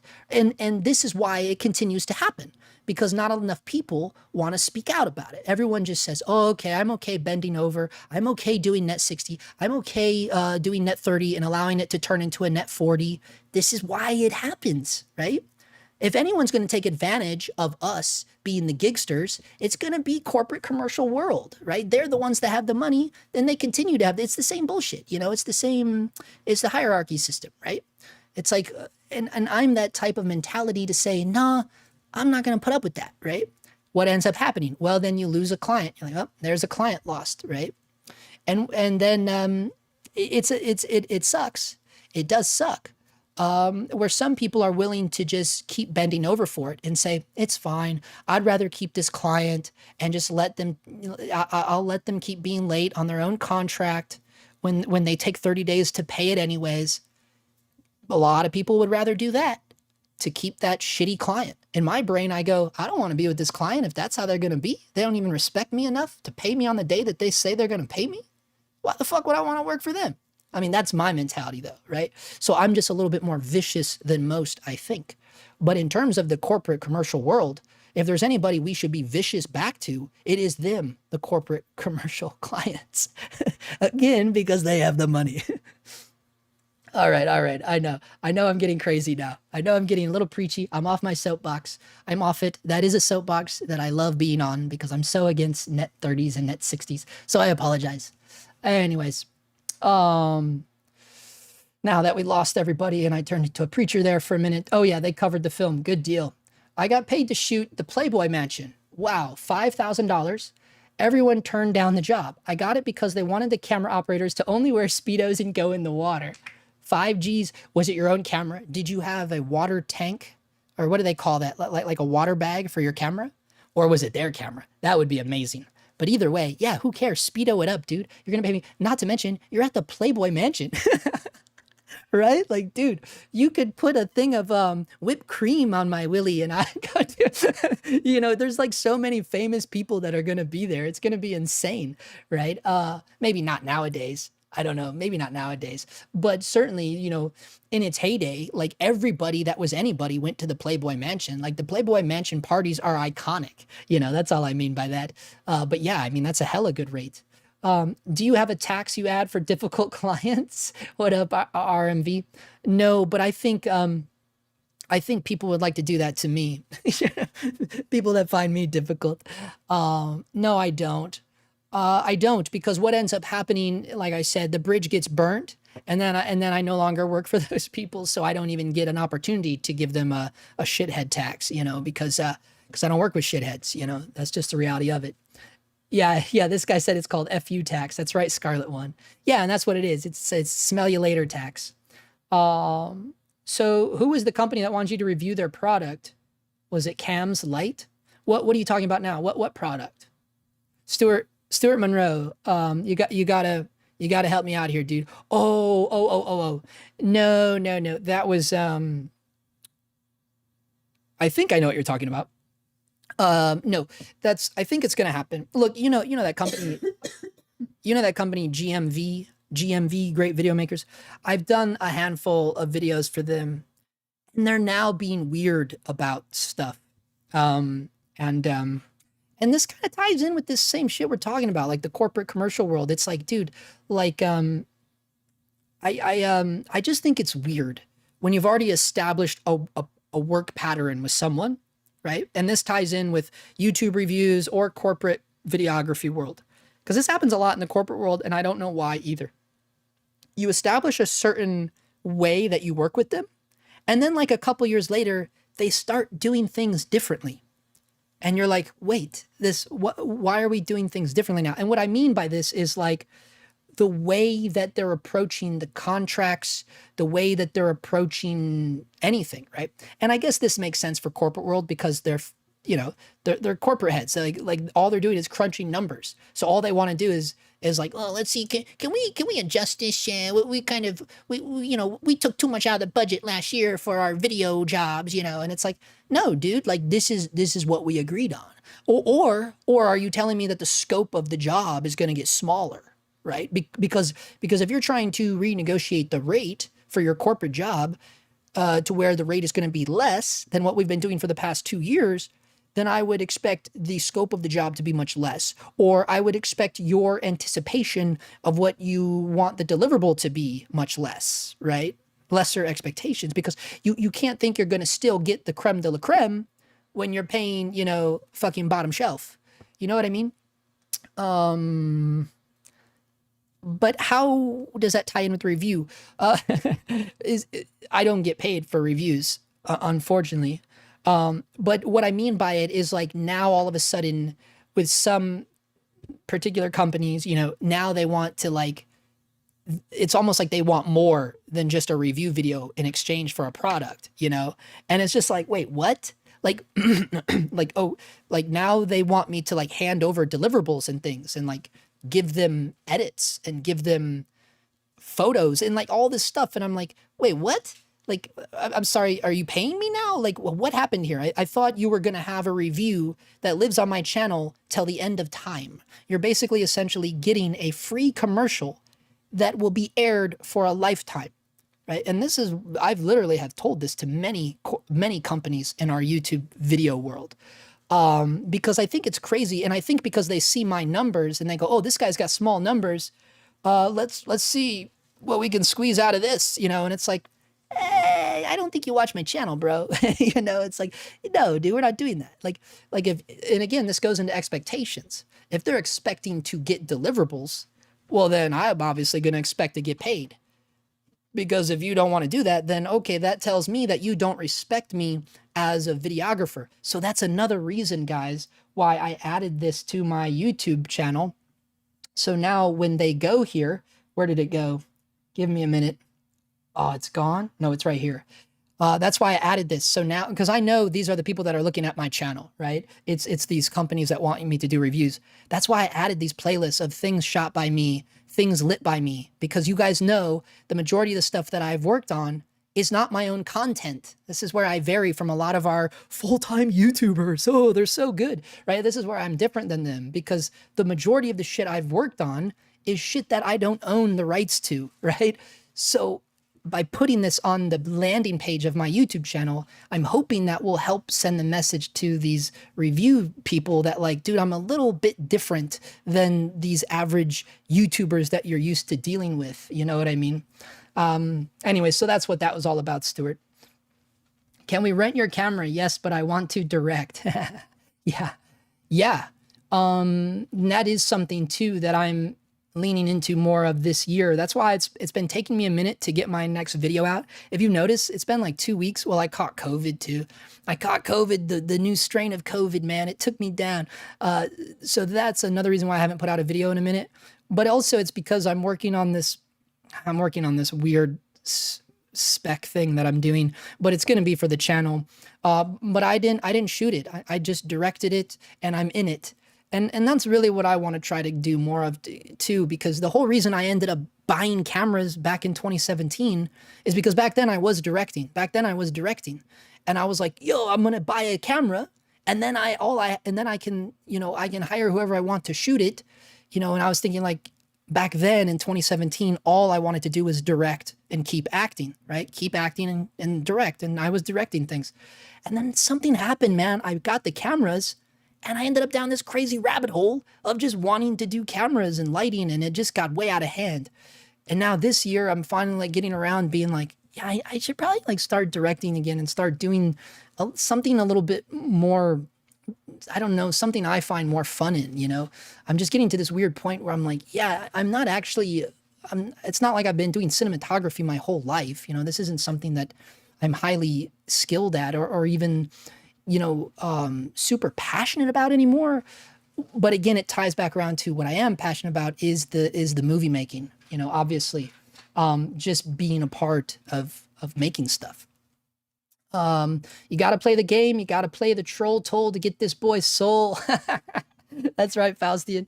He said, you know what is the worst client? Politicians, at least here in Brazil. I never work for them. Politicians. Oh man, I got to turn this AC down because I'm getting myself so heated up in here. I've never, that's funny. I've seen a lot of people, sorry if the AC gets loud, guys, I'm burning up. I've heard of this, that politicians are a tricky one to work for. I don't think I'm just trying to think of back to my corporate days, if I ever did something for any corporate thing, for any political thing. I can't say that I have. I don't think I've ever done anything. Nuclear, was that political though? Nuclear power plants, is that considered political? Yeah. Really? Yeah, because I think they were trying to get funding or oh, that's right. Yeah, it did go to not the real Senate, but it went to like a pre-Senate hearing. That's right. Yeah, so long ago. It was really long ago. I had to go to Florida to film it, and I flew across the country with my GH5s and a little box of lights, like the cheapest. Funny enough, GVM lights. Showed up with GVM lights on little rinky-dinky stands and GH5s, and that was the one political thing I did. Funny enough, they were kind of. It was weird. But I do recall it being really low pay for what it was, wasn't it? Yeah, it was one of your first jobs. Like year, anyway. GH5 days was definitely fresh out of film school, that's for sure. And because that's what happened when I was directing and stuff, and I started looking at the DP, and I'm like, damn, dude, like I need to learn about what's going on over there. If that was my thought process. Like if I want to be a really good director, because acting is no problem, been acting my whole life, but the camera stuff I did not understand. And because of the way my brain works, I was like, I need to learn camera. And then because of the way my brain works, I go, now I learn camera. Now I need to learn lighting, right? Like that's just the way my brain works. So, and I just ended up getting away from the stuff that I've been doing for decades in this industry. Anyways, I agree. Let's see, that is a good idea, tax for difficult clients. Yeah, I mean, again, if you're smarter than I am, and well, I should say, if you're not as hot-headed as I am, because that's where I tend to really get myself in trouble, because I can go from 0 to 100 very quick, as I'm sure some of you may know, and what ends up happening is, I burn bridges because of it. So yeah, if you are better at keeping your cool, you could hold on to that client, and that's probably the smarter way of doing it, is going, yeah, you know what? I'm going to remember how difficult this situation is for me right now, but I don't want to lose the work. This is, hands down, this is the smarter thing to do.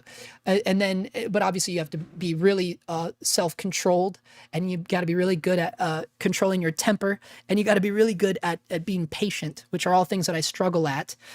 Okay. But if you're good at them, you could go, okay, I'm going to remember this client. Maybe if you have a bad memory, you got to write it down.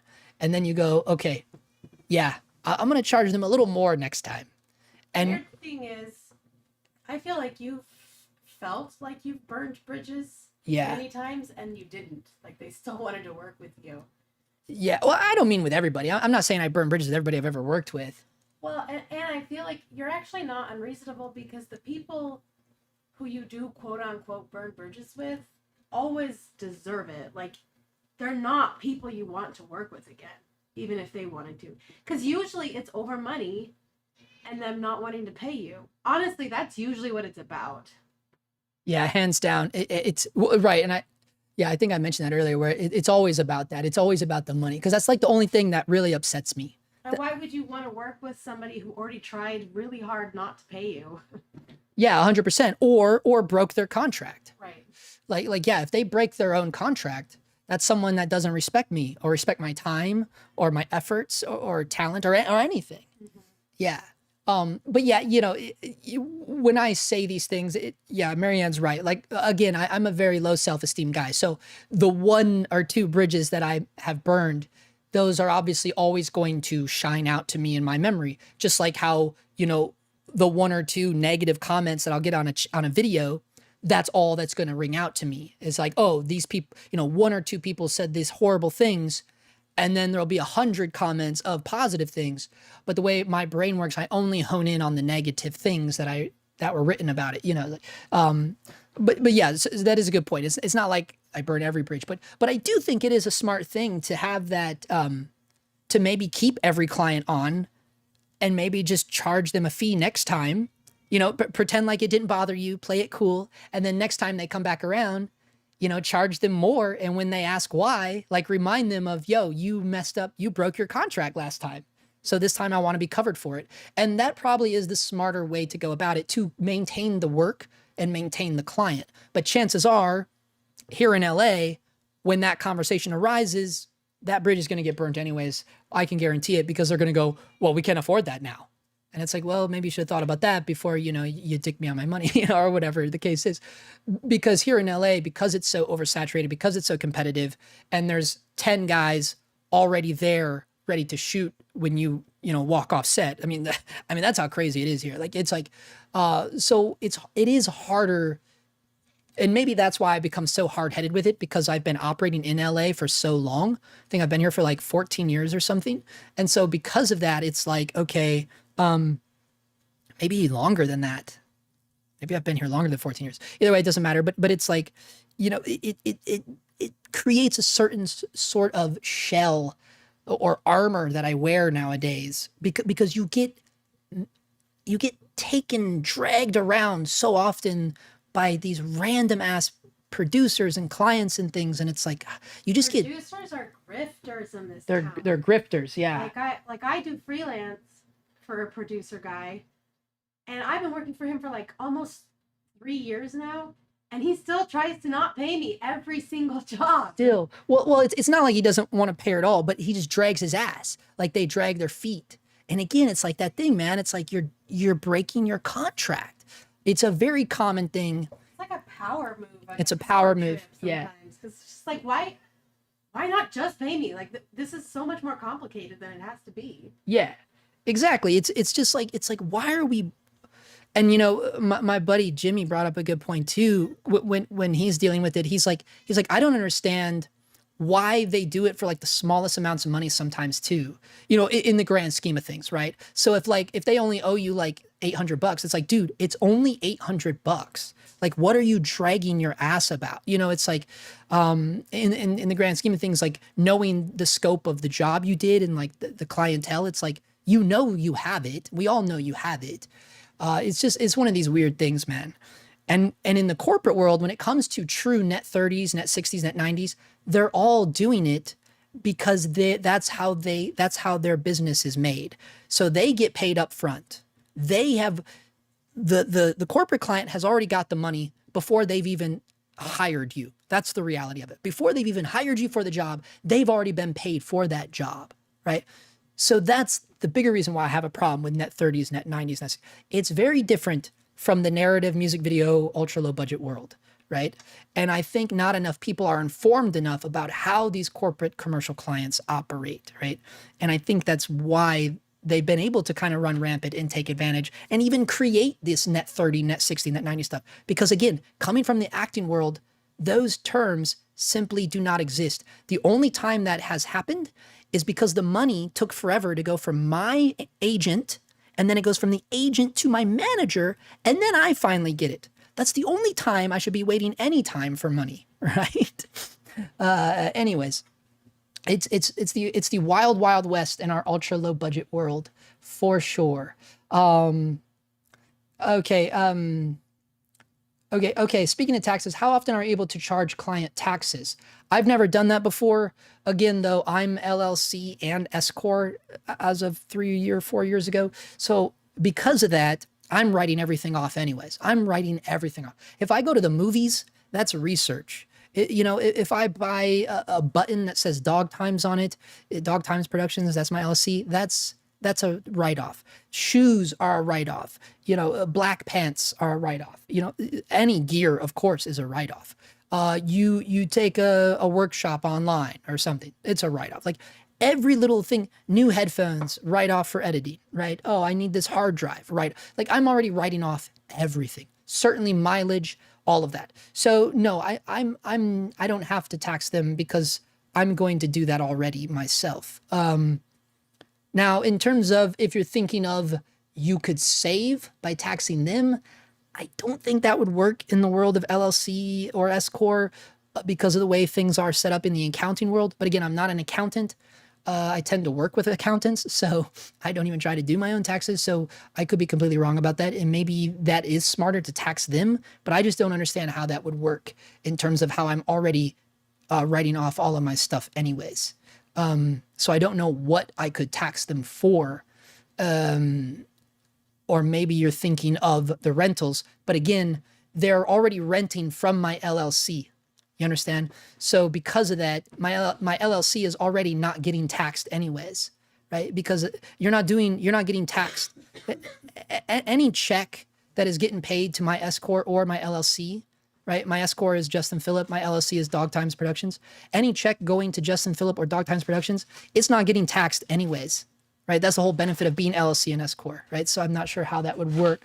Now, if you're not LLC and you're not S Corp, then yeah, you probably do want to think about that, right? Like taxing the client.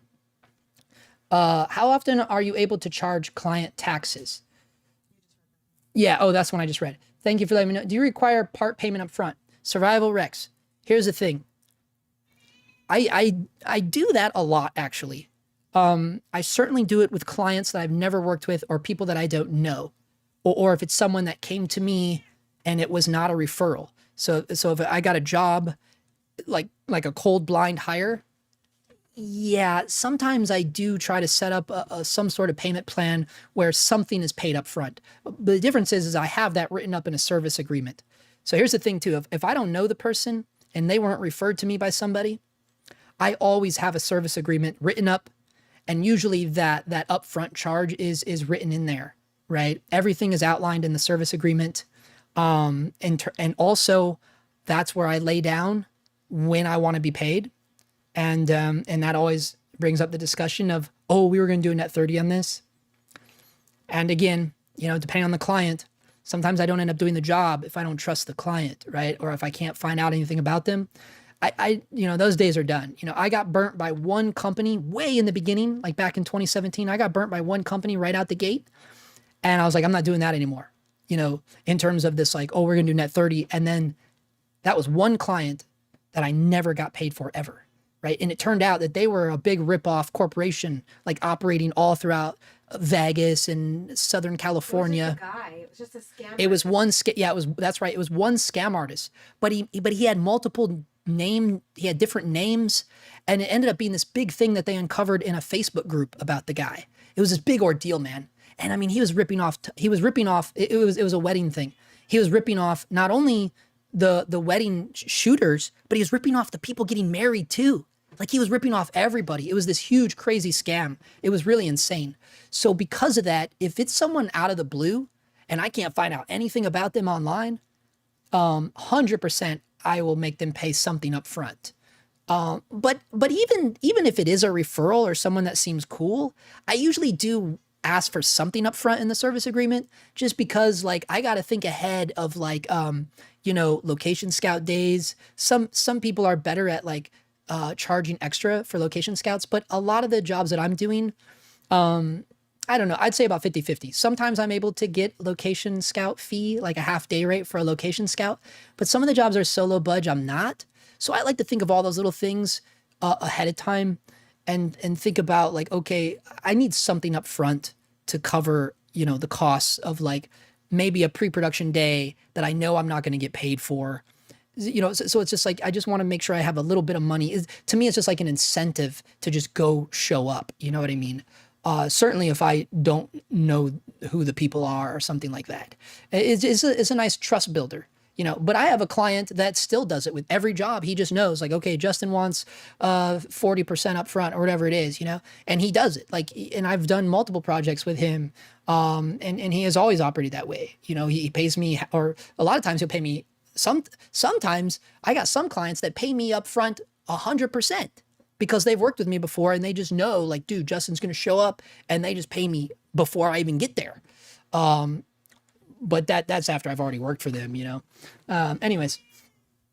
Okay. Yeah, I got the COVID, man. It was wicked. It kept my voice like that too. Full-time YouTuber is the worst name. I know. Oh no, you got the cove. It was pretty bad. I still have a I don't know if you guys can hear like the weird gravel in my voice. That's still there. This ear has not opened up. It's been like 3 weeks. This ear hasn't opened up. Marianne still has a wicked cough. I mean, you probably heard it. She sounds like a smoker. She sounds like she's been smoking for 20 years, dude. We kind of both do. It's wicked, man. That's good. It always gets me. I had COVID the first round, and man, forever. I caught it in January 2021 the first time, and I still have a weird tickle in my throat to this day from the first time I caught COVID. It keeps like some symptoms you never get rid of. It's not a normal cold, man, I swear. Yo, the Lorax is in the house. I never work for them anymore. Once I direct and produce a whole election campaign, not good experience. Oh yeah, he's talking about politicians. I hit up Sue-Ray to see if I could review 1 or 2 of their automatic anamorphic lenses. This is from Stuart Monroe. And they sent me this crazy email back saying they couldn't give me a lens to use. Even though I didn't even want to keep it, I would have sent it back. Most of their reviews only get 2,000 to 3,000 views anyway. He said, got any hookup, Justins? Your wife sounds very switched on. Yeah, dude. Oh yeah, she's been in the business too. Same with me. If that's what you mean by switched on, as in terms of like she knows what she's talking about. I think you're like, I guess I just don't know what that means. well, he's from London, so maybe that's what they say. London slang, I guess, means. I hope it doesn't mean like the American version of it. But she is very. I mean, yeah, she's been working in the industry for a little bit of time now. Turning something on or being aware and knowledgeable. Yeah, that's what I kind of I assumed. But yeah, probably they make a top team. Oh, but anyways, to talk about the Sue-Ray thing real quick, Stuart. Yeah, they are ones that are even weird with me. And here's the thing. I don't reach out to anybody. First of all, I don't know how many times I got to say this, but I don't reach out to companies. Every company that I've ever messed with on this channel, they have all reached out to me first. Every single one. So this is the biggest, kind of why I don't care when companies hit me up. Because what does that tell you? I obviously don't care. You know what I mean? And yet they reach out to me and then they act like I'm the one that reached out to them, right? So I'm not surprised that Sue-Ray did that. But at the same time, I can understand because I know what they're after. You know what I mean? They want you to have something. They're looking for something on people's channels when they go there, right? Whatever it is. And yeah, regardless of like how many views their reviews get, right?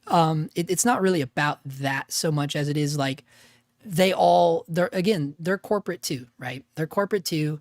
And so they have things that they need to check off their little checklist. But yeah, they've even been weird with me. And I don't even care about their lenses. And it's because, they demand things. They try to act like you're a client, that they're your client. Yeah, they try to act like I'm their client, is what they try to act like. They try to act like they're paying you for right. a job. Right. Yeah. They try to act like they're a corporate client that I work with in the real world. And it's like, okay, well, are you going to pay me those corporate rates? No, they're not. Because I'm not Brandon Swashington and Cam Jackie. But guess what? Those guys are getting paid. They're getting paid cash. All the big YouTubers, they're all getting paid cash to do their reviews. And it's a very large sum of money. I know this from an inside source. Allegedly, they are all getting paid a really nice sum of money. I'm talking tens of thousands of dollars, right? Whereas then they see my little channels and they go, okay, this guy's got smaller numbers. I don't get offered a dime, no dime offered, right? And yet they want to dictate to me what they want, or they want to watch the video before I put it out, or some crazy bullshit. And I'm just not the type of dude to do that, because one, I don't care about your lens, because I didn't even reach out to you in the first place. You reached out to me, right? So I'm not surprised that they were like that with you, Stuart. And you know what? They're not the only company to act like that. I've dealt with so many companies. If I wanted to just roll over and be the dead dog, my whole channel would be nothing but reviews. You know what I mean? I mean, come on, let's be real. What up, Ron Coy? That's what you charge those troublesome clients. That is why it's so good to have an executive producer. Just deal with that shit. Yeah, if you can trust them. I've had executive producers burn me, and that sucks too. Okay, Ryan Schutzel, whatever name he is going by, still owes me money from a movie from 2014.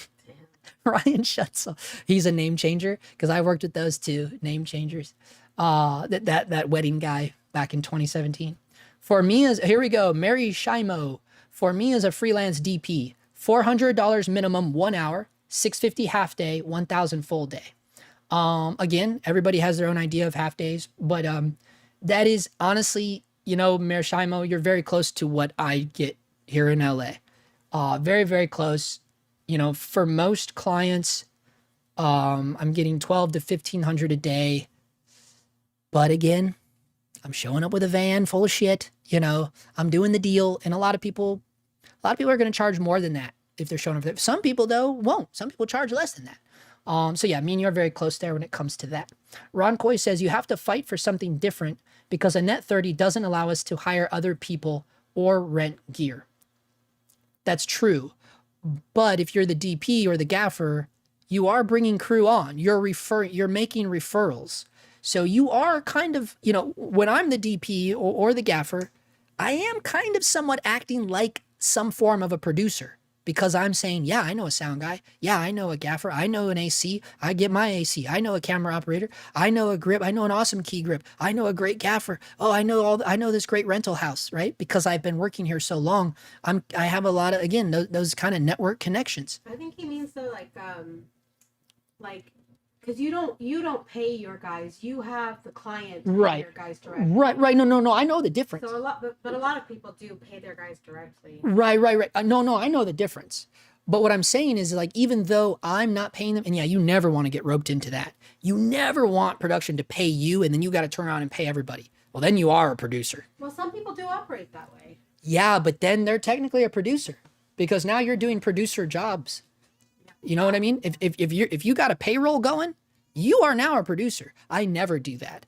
I always make sure and let them know, like, I will refer the crew to you, and I do. I refer almost the entire crew, but I always make sure that they know, like, oh, you set up your own individual contracts. That's not through me, because that's literally a producer role.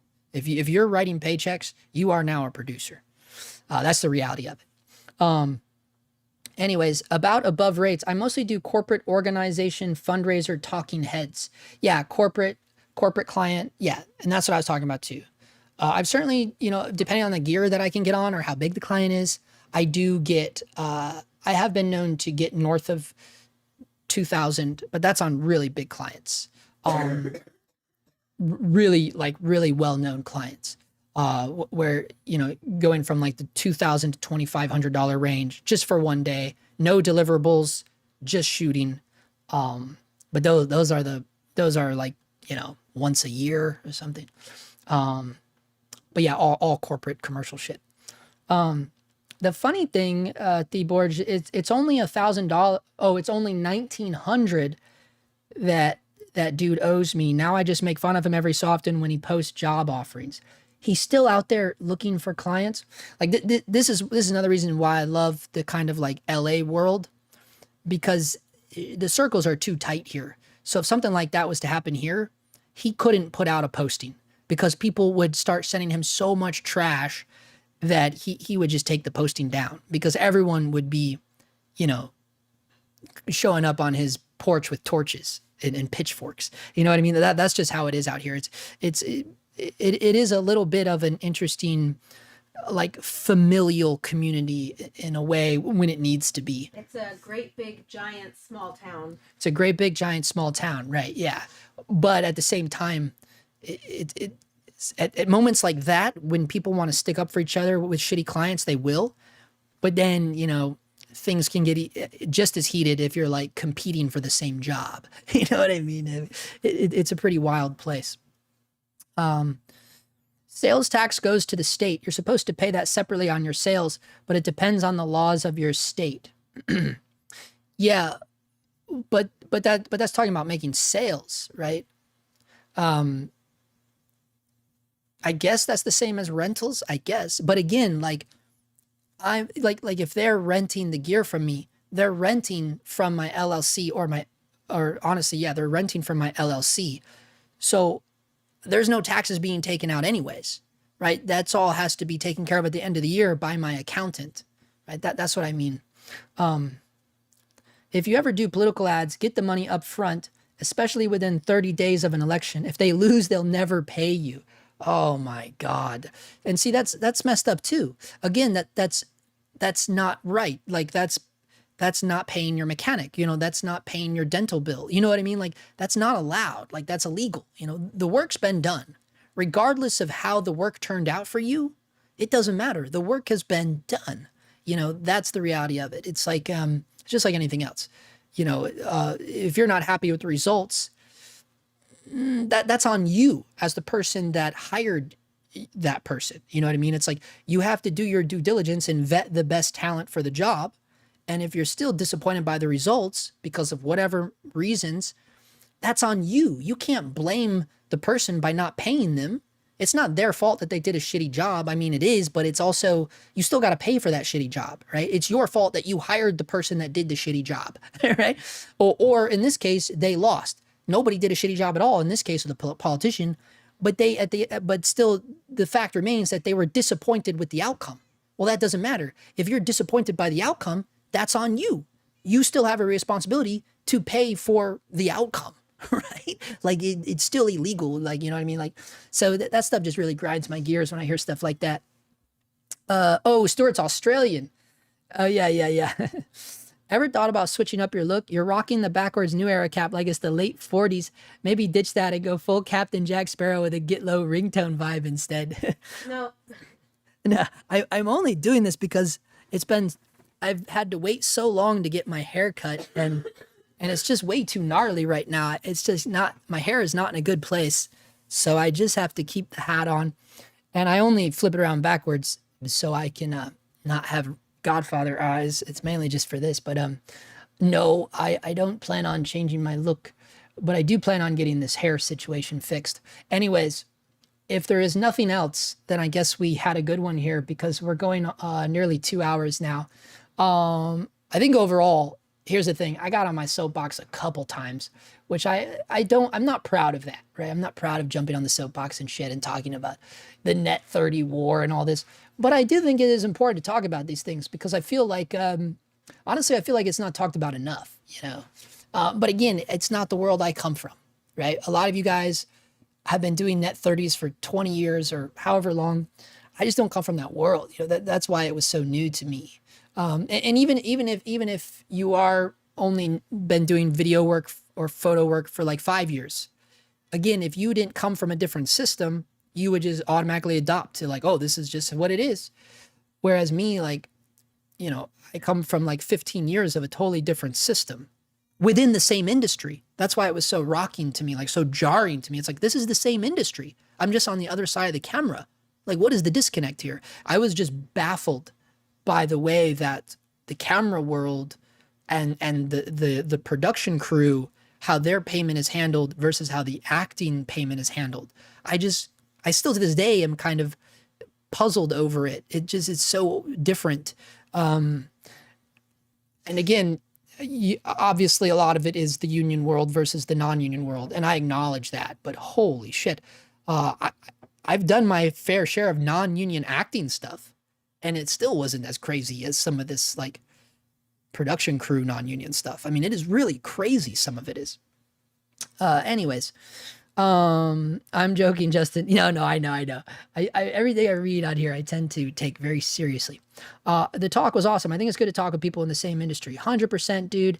And yeah, we got to see a little bit of different rates. I talked about my bare minimum. But the reality is, I I don't remember the last time that I worked for that low, but you know, the reality is too, like, it's just like anything else, you know, if I'm sitting around and someone calls me up, yeah, I'll probably go do it, you know, because I'm like anybody else. What's going on? I'm not doing anything today. Let's go do it, you know. That's just the reality of it too. Don't worry, Justin. We will make Sundance Film Festival pay us the prize money up front before we even start production. Did you get that unicycle? No, dude. I guess we looked at it last week and it's sold. So yeah, we will go out with a bang here, and we will look at the long lost unicycle. I think it's called a Speedscape. It's long gone. It's been sold. It was out of stock. Yep, out of stock. Someone bought it up. So yeah, sad thing is I will never have this for comedy. I will never learn how to ride one of these. You will never see me ride down for the intro on this amazing vintage 90s Axel Leroon BMX skate bike.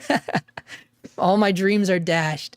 Sadly, it's out of stock. I've never seen anything like this and might never see anything like it again. And I think why I loved it so much, the color scheme, and because it's Santa Cruz. RIP. Anyways, thank you all. We'll see you next week, as always. This was a random one. This is a weird one, but I appreciate y'all being in here. And